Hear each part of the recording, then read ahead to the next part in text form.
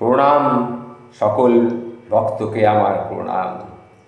স্বামী সর্বপ্রিয়ানন্দ কোনো একটা বিষয় উপলক্ষে একবার সকলকে বলেছিলেন, দেখো, সুখ কোনো বিশেষ বস্তু নয়, এটা একটা মনের অনুভূতি।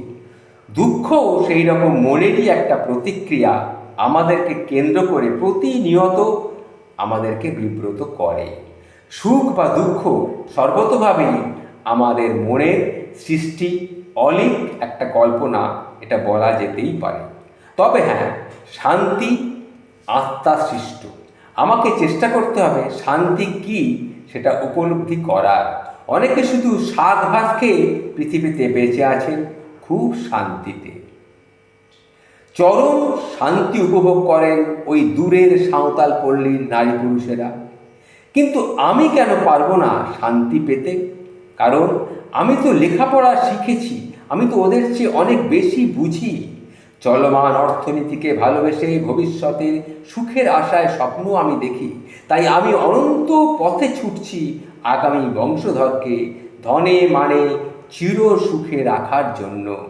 যেখানে মৃত্যুর পর আমার সন্তান, স্ত্রী বা আত্মীয় স্বজনের সঙ্গে আমার কোনো দিন আর যোগাযোগ হবে না, হতে পারে না, এ সত্য জানার পরও আমার ছোটার কিন্তু বিরাম নেই। অর্থ, যশ, মান, টাকা, গাড়ি, ধন দৌলত সবই আমার মৃত্যুতে আমার কাছে শেষ। চিরতরে আমি বিলীন হয়ে যাব, চিরতরে আমি বিলীন হয়ে যাব এই ধরার বুক থেকে। কি তবুও আমি শান্তিতে দুমুঠো খেতে পারলাম না এই পৃথিবীতে এসে। এর জন্যে দায়ী কে? এটাই হচ্ছে আসল বিষয়। যেখানে সৃষ্টির পেছনে ধ্বংস লুকিয়ে আছে, সেখানে গগনচুম্বী প্রাসাদপম বাড়িটা একটু দূরে দাঁড়িয়ে মুচকি হাসছে, হেসে বলছে, মাত্র কালের সাক্ষী হয়ে তুমি আছো, তুমি থাকবে না, আমি কিন্তু অনেক দিন থাকব। আমি শুধু তোমাকে দেখছি আর মুচকি মুচকি হাসছি। প্রতিটি বস্তুর এ ধরায় আনন্দ বয়ে নিয়ে চলেছে। দুঃখ কষ্ট তা সম্পূর্ণ মনের ভুলে আরোপিত একটা ক্রিয়া, যা মনের অশান্তি ডেকে আনছে। মন শরীরের কোনো অংশ বিদ্যমান নয়। আমাদের ইন্দ্রিয়গুলি, শিরা উপশিরাগুলি কেটে তন্ন তন্ন করে যদি আমরা খুঁজি, আমাদের শরীরের সমস্ত অঙ্গ প্রত্যঙ্গ, শিরা উপশিরাগুলো কেটে যদি আমরা তন্ন তন্ন করে খুঁজি, কিন্তু মনকে আমরা কখনো দেখতে পাবো না। কেউ বলতে পারবে না মন আমাদের শরীরের মাথায় আছে নাকি বুকে আছে, কেউ বলতে পারবে নাকি পেটে আছে, কেউ বলতে পারবে না। কিন্তু মন আমাদের শরীরকে নিয়ন্ত্রণ করছে। তখন আমরা এইভাবে ভুলটা করে থাকি। তাই আমাদের কৃতকর্ম, আমি পুত্রকে কাণ্ডগুলি বিচার দ্বারা শুদ্ধ হয়ে, অনুতাপে দগ্ধ হয়ে নিজের পূর্ব অবস্থায় ফিরিয়ে আনছি। একেই বলা হয় অদৃষ্ট, একেই বলা হয় প্রারুদ্ধ। আর দৃষ্ট, অদৃষ্ট আর দৃষ্ট, দৃষ্ট কথার অর্থ হচ্ছে দর্শন, যা দর্শনযোগ্য বা দৃশ্যমান বস্তু, যা আমরা দেখতে পাচ্ছি দু চোখ দিয়ে, যেটা দেখা সম্ভব। দৃশ্যমান বস্তু হচ্ছে সত্য, কারণ তার অস্তিত্ব আছে। আর অস্তিত্ব আছে বলেই আলোর সাহায্যে বস্তুর ছবি প্রতিফলিত হয়। এটা হচ্ছে বিজ্ঞান বা সত্য। যে বস্তু অস্তিত্বহীন, অলীক, বহির্ভূত থাকে, তাকে আমরা কোনো অবস্থাতেই কল্পনা করতে পারবো না বা ভাবতেও পারবো না। এটাই হচ্ছে সত্য বা বিজ্ঞান। যা ঘটে তাই ঘটনা। ঘটনা মানে যা ঘটে সেটাই ঘটনা। ঘটনা কখনো মিথ্যা নয়, ঘটেছে বলেই সেই জন্যেই এ ট্রুথ ইজ অলওয়েজ ট্রুথ। বড়জোর বলা যেতে পারে, he tried to control the fact. কিন্তু সত্যকে কি চেপে রাখা যায়?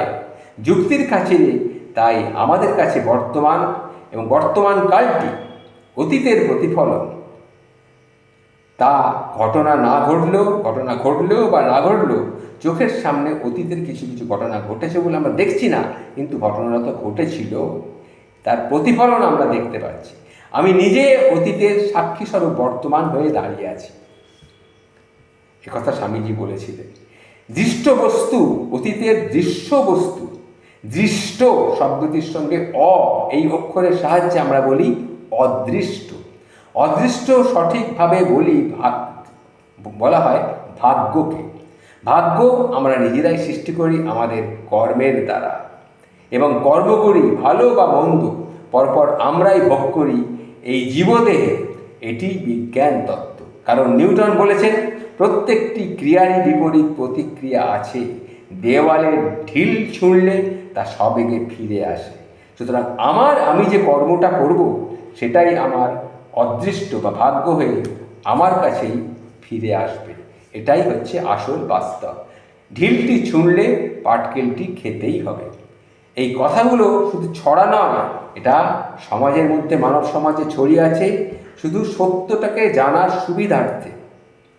আর কিছু কিছু জিনিস আছে কল্পনা, এগুলো আমাদেরকে বাদ দিতে হবে। যা প্রমাণিত তাই সত্য, তাই বিজ্ঞান। বিজ্ঞানের সঙ্গে সাহিত্যের কোনো ঝগড়া নেই, কারণ সাহিত্য সমাজের দর্পণ। সাহিত্যিক কোনো সাহিত্যিক কথার মালা গাঁথেন মাত্র। সাহিত্যিক কোথা থেকে অলিক কল্পনা করবেন? ঘটনাটা আছে বলেই তো হয়তো সাহিত্য সৃষ্টি হয়েছে। কী ক্ষমতা রয়েছে তার সেই সাহিত্যিকের অলিক কিছু কল্পনা করবেন?